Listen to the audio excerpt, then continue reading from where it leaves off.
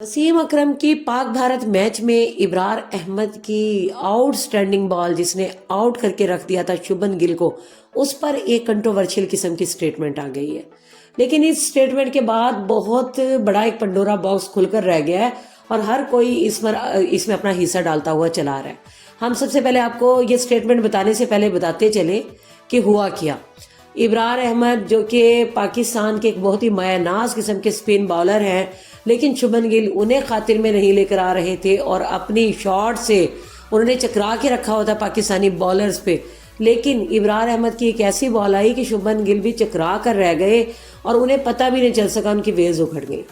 तो उस वक्त एक सेंड ऑफ का साइन दिया था इब्रार अहमद ने, जो कि बहुत ही तेजी के साथ वायरल हो रहा है और उस सेंड ऑफ में बहुत सारे लोग उन्हें अप्रिशिएट भी कर रहे हैं। लेकिन वसीम अकरम ने उस सेंड ऑफ साइन को बहुत तनकीद का निशाना बनाया है।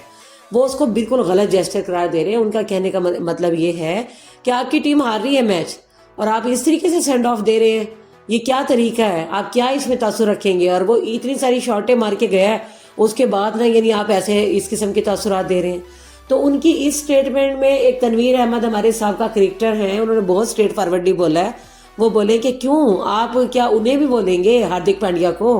हार्दिक पांड्या ने भी तो एक अजीब तरीके से अपने हाथ का जेस्चर बना के किस तरीके से सेंड ऑफ किया था बाबर आजम को, और कितने तनफुर था कि आप उन्हें कुछ नहीं कहेंगे। शायद आप उन्हें इसलिए नहीं कहेंगे कि आपको वो ब्रॉडकास्टर भी बना देते हैं और आपको वो अहमियत भी देते हैं, और आप इंडिया ही के उसमें बैठे हुए हैं, तो आप किस तरह बोलेंगे।